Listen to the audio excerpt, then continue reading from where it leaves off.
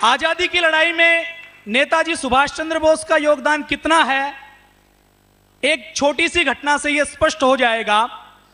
भारत को जब 1947 में आजादी मिली, उस समय इंग्लैंड के, ब्रिटेन के प्रधानमंत्री थे मिस्टर एटली। 1945 से 1951 तक वो ब्रिटेन के प्रधानमंत्री रहे। उसके बाद 1956 में वो एक बार भारत घूमने के लिए आए, और जब वो भारत घूमने के लिए आए तो पश्चिमी बंगाल में आए। पश्चिमी बंगाल में उस समय पश्चिमी बंगाल हाई कोर्ट के चीफ जस्टिस पीबी चक्रवर्ती कार्यवाहक राज्यपाल होते थे। उनके राज्यपाल के आवास में वो ठहरे।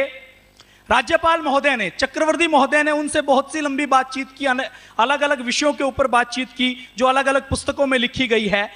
छोटी सी जो उन्होंने बात की वो नेताजी के बड़े व्यक्तित्व को उजागर करने के लिए काफी है। चक्रवर्ती जी ने एटली से पूछा कि 1947 में आपने भारत को आजाद क्यों किया? 1942 में भारत छोड़ो आंदोलन चला, उसको आपने कुचल दिया था, उसको दबा दिया था। महात्मा गांधी का वह आंदोलन मुरझा चुका था। 1945 में विश्व युद्ध में विजय आपने प्राप्त कर ली थी।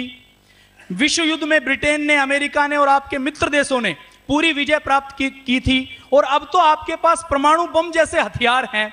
आपने जो भारत में निर्माण किया है, संसद का निर्माण किया है, राष्ट्रपति भवन का निर्माण किया है, जितनी भी इमारतें आपने बनाई हैं, आज अंग्रेजों को गए हुए 65 साल हो चुके हैं। आप देखते हैं कि उनकी सारी इमारतें बहुत मजबूत बनी हुई हैं। उनके डाक बंगले, उनके रेस्ट हाउस, उनके गेस्ट हाउस, उनके क्लब, सब बहुत मजबूत बने हुए हैं। उनकी रेल की पटरियां वो भी इतनी मजबूत है कि 65 सालों बाद चल रही हैं और आगे 100 साल तक चलती रहेंगी। इसका मतलब यह है कि अंग्रेज 1947 में या अंग्रेज 1947 से पहले बहुत जल्दी भारत से जाने के लिए नहीं आए थे। उनकी योजना यह थी कि वो भारत को 100, 200, 500, 1000, 2000 सालों तक लूटते रहेंगे और लगातार अपना नौकर, अपना गुलाम बनाकर रखेंगे। तो जब चक्रवर्ती जी ने यह पूछा तो एटली ने जो उत्तर दिया वो सबके याद रखने योग्य है। एटली ने कहा कि भारत को आजाद करने के वैसे तो कई कारण थे, लेकिन उसमें जो सबसे बड़ा कारण था वो नेताजी सुभाष चंद्र बोस था।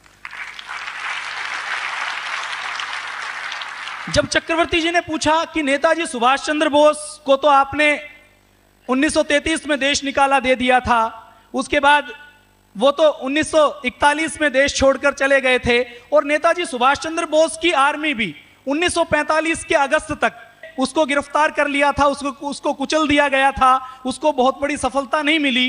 तो फिर नेताजी इसका कारण कैसे हुए? तो मिस्टर एटली बताते हैं, वो कहते हैं कि नेताजी ने जो सबसे बड़ा काम किया वो ये किया, हम भारत के ऊपर राज करते थे भारतीय सैनिकों की बदौलत।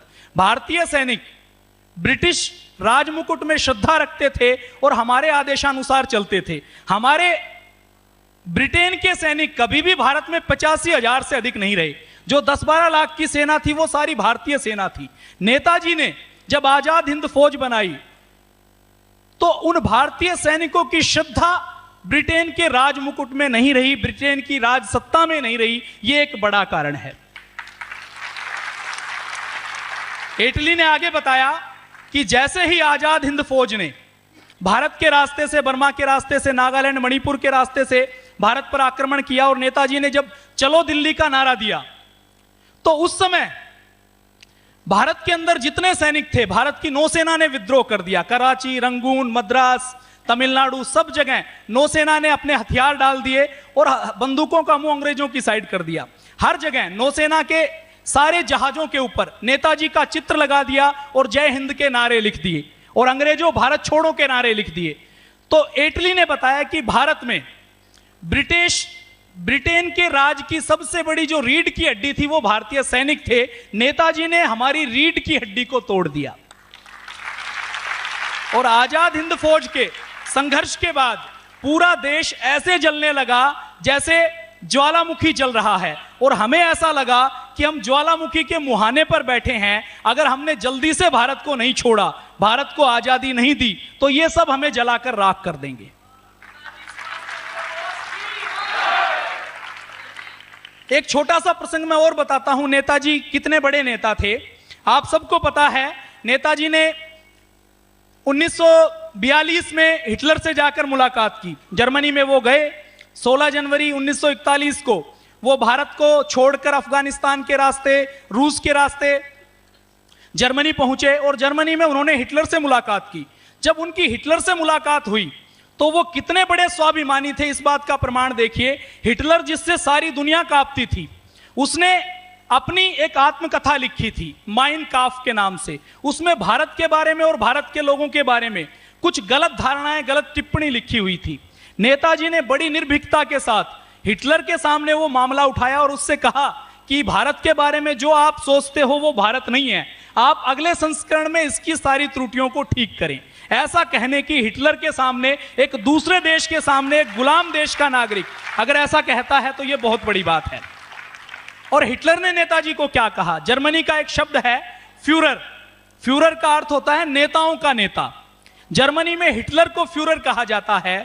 हिटलर ने खुद नेताजी को भारत का फ्यूरर कहा, फ्यूरर ऑफ इंडिया कहा, माना भारत के नेताओं